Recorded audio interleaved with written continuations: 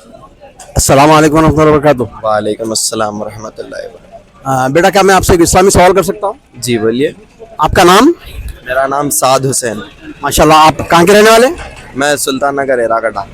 माशाल्लाह, हम लोगों से इस्लामी सवाल जवाब करते हैं रास्ते में, ताकि लोगों में इस्लामी अवेयरनेस आए और अमल करने में आसानी हो। आज का हमारा सवाल है नमाज से मुताल्लिक़। मस्जिद में जो है ना, लोगों को देखा जाता है बस वक्त के कुर्सी में बैठ के नमाज़ पढ़ते हैं उज़ुर की बुनियाद पर।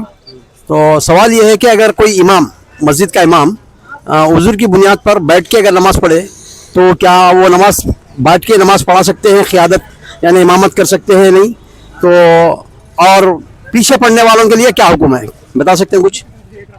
जहाँ तक मेरा अंदाज़ा है कि मतलब बेवजह तो इमाम को बैठ के नहीं पढ़ सकते नमाज। कोई अगर रीज़न रहा वैलिड, जैसे कि तबीयत में कोई कमी रही, तो पढ़ सकते शायद। और पीछे के लोगों के लिए का ये तो मेरे को ज़्यादा मालूमात नहीं है कि पीछे वाले पढ़ सकते हैं या नहीं, अगर इमाम साहब बैठ के पढ़ाए बस। माशाल्लाह, आपने कोशिश की है। उसका जवाब ये है कि नबी करीम सल्लल्लाहु अलैहि वसल्लम ने आखिरी उम्र में बैठ के नमाज़ पढ़ाई है।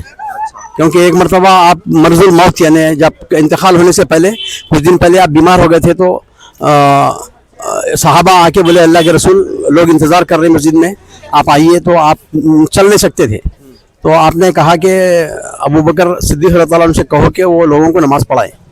जब वो नमाज़ पढ़ा रहे थे तो आपको इफ़ाक़ा हो गया। इफ़ाक़ा यानी आप अच्छे हो गए, तो आपने अबू बकर सिद्दीक़ रज़ियल्लाहु अन्हु की जानिब आकर बैठ गए और बैठ के नमाज़ पढ़ाई। और अबू बकर सिद्दीक़ रज़ियल्लाहु अन्हु खड़े रह के आपकी इक़्तिदा कर रहे थे, यानी आपके पीछे नमाज़ पढ़ रहे थे। और अबू बकर सिद्दीक़ रज़ियल्लाहु अन्हु के पीछे तमाम सहाबा खड़े रह के नमाज़ पढ़ रहे थे। तो इससे मालूम होता है कि